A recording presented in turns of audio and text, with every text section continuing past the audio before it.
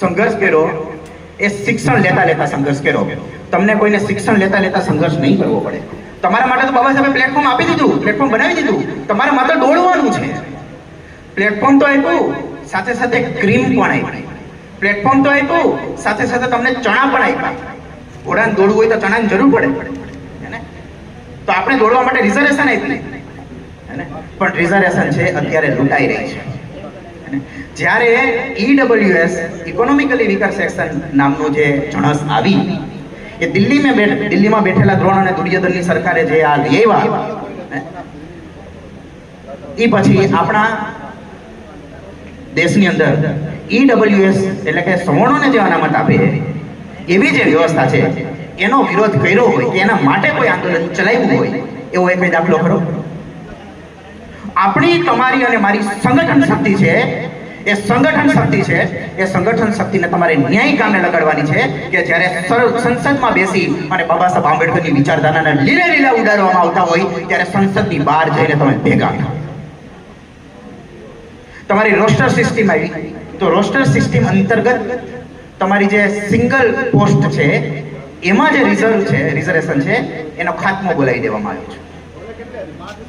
તમે અને હું આપણે બધા ઓપન સીટ ઉપર લાગ્યા છો. આપણે બહુ જ પ્રાઉડ કરીએ કે અમે ઓપન કેટેગરીમાં લાગ્યા. આપણી પાછળ જે આપણા માટે જે રિઝર્વ કેટેગરી રાખવામાં આવી એને શું કરી નાખે આ લોકો? ટ્રાન્સફર કરી નાખે, અનરિઝર્વ કેટેગરીમાં ટ્રાન્સફર કરી નાખે. બહુ જ મોટું ષડયંત્ર છે, અતિશય મોટું ષડયંત્ર છે. સમાજના બુદ્ધિજીવીઓ આ ષડયંત્રને ઓળખી, સમાજના જે શિક્ષિતો છે આનો અભ્યાસ કરે, સમાજના બુદ્ધિજીવીઓએ બાબા સાહેબના વોલ્યુમ વાંચવા પડશે.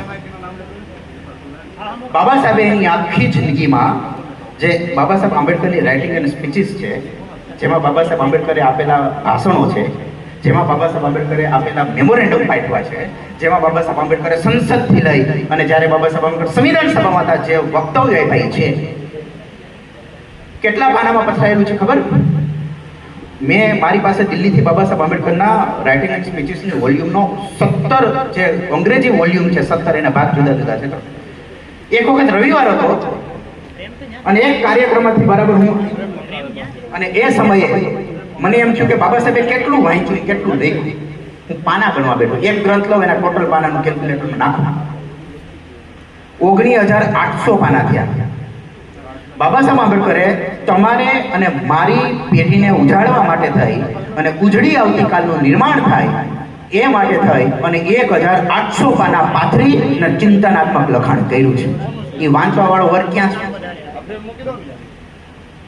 એ વાંચવા વાળો વર્ગ તો હવે ધીમે ધીમે કન્વર્ટ થઈ રહ્યો છે. ક્યાં કન્વર્ટ થઈ રહ્યો છે? સ્વાધ્યાય પરિવારમાં, ગાયત્રી પરિવારમાં જઈ રહ્યો છે. અને બે સોફેસ્ટિક લોકો, ઉજળિયાત લોકો એને બે મીઠી મીઠી વાતો કરે તેને ગોળી ગોળી વાતોમાં આવી જાય. તો મિત્રો તમારે મારે આપણા સૌની ચિંતા છે. છેલ્લે બાબા સાહેબ આંબેડકરનું જે લક્ષ્ય હતું, મિશન હતું, એ મિશનની એક નાનકડી એવી ઝાંકી આપી અને મારી વાત પૂરી કરીશ. મિત્રો, બાબા સાહેબ આંબેડકરનું મિશન માત્ર સન્માન સમારોહ પૂરતું નહોતું. આ માત્ર આપણું માધ્યમ છે ભેગા થવાનું. આ માત્ર આપણી સંગઠન શક્તિનું નિર્માણ કરવાનું, બાબા સાહેબની 5 વાત લઈને તમે ઘરે જાઓ એનું માત્ર માધ્યમ છે. પણ બાબા સાહેબ આંબેડકરે જ્યારે સંવિધાન સભામાં 25મી નવેમ્બર 1949ના દિવસે બંધારણ લખાઈ ગયું અને જ્યારે છેલ્લી સ્પીચ બાબા સાહેબે આપવાની હતી ત્યારે કીધું હતું કે આપણે બધાને રાજકીય રીતે સમાનતા આપી દીધી છે, પણ આર્થિક અને સામાજિક બાબતોમાં જે આ અસમાનતા છે, ગેરબરાબરી છે, એ ગેરબરાબરી દૂર કરવા માટે જો પ્રયત્ન નહીં કરીએ તો તમે તમારું બંધારણ બધું ચૂકી જાય.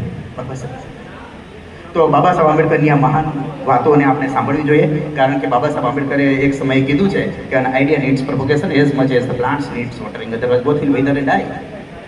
છોડ છે ને, છોડ વિચાર છે માણસનો, એ વિચાર છે ને એ છોડ જેવો હોય. છોડ જેમ પાણી વગર સુકાઈ જાય તો વિચાર પણ પ્રચાર વગર સુકાઈ જાય. છોડને જો પાણી પીવડાવવા ન આવે તો છોડ જેમ સુકાઈ જાય, તો વિચારને પણ જો પ્રચાર ન કરવામાં આવે તો વિચાર પણ સુકાઈ જાય. વિચાર સુકાઈ જાય તો વિચારો પણ સુકાઈ જાય, વિચારો પણ સુકાઈ જાય તો વિચારધારા સુકાઈ જતી હોય છે, અને વિચારધારા સુકાઈ જાય તો સમાજ સુકાઈ જતો હોય છે. જેમ 2,000 વર્ષથી આપણે સુકાઈ ગયા. આપણું કોઈ સન્માન જ નથી કર્યું, આપણે કોઈ બેસવા ખુરશી નથી આપી. ગામનો સરપંચ થયો હોય તો એ ખાટલા નીચે બેસવાનું. તો આ સ્થિતિ ઊભી ન થાય એ માટે થઈને બાબા સાહેબ આંબેડકરે આપની અંદર સ્વાભિમાનનો પ્રાણ પૂરવા માટે થઈને એવડું મોટું બંધારણ આપ્યું. અત્યારે સ્થિતિ કેવી છે કે બંધારણ તમારા સમર્થનમાં છે, બંધારણનું એક એક પાનું તમારા સમર્થનમાં છે. બંધારણમાં સમાનતાની વાત છે, બંધારણમાં સ્વતંત્રતાની વાત છે, બંધારણની અંદર ડિગ્નિટીની વાત છે, માનવ ગૌરવની વાત છે, પણ સમાજમાં એવું નથી, વ્યવહારમાં એવું નથી. ઘોડા ઉપર બેસો તો ઘોડી ઉપર બેહવા નથી, મોજડી પહેરવા નથી, મૂછું રાખવા નથી, સમાજમાં નથી. પેલા કેવું હતું કે મનુસ્મૃતિમાં જે હતું એ સમાજમાં હતું. મનુસ્મૃતિમાં ભાઈ શૂદ્રોને અધિકારો નહોતા, તે સમાજમાં શૂદ્રોને અધિકાર નહોતા. અત્યારે કેવું છે, બંધારણની અંદર તો બધું છે. બાબા સાહેબે એટલી મહેનત કરીને બંધારણમાં બધું લઈ આવ્યા, પણ સમાજની અંદર હજી એટલું સ્થાપિત થઈ શક્યું નથી. એના માટે પાછા બાબા સાહેબ નહીં આવે, તમારે મારે બાબા સાહેબનું રૂપ ધારણ કરવું પડશે. અવતારવાદની વાત નથી કરતો. તો મિત્રો, આ પ્રકારના કાર્યક્રમો થતા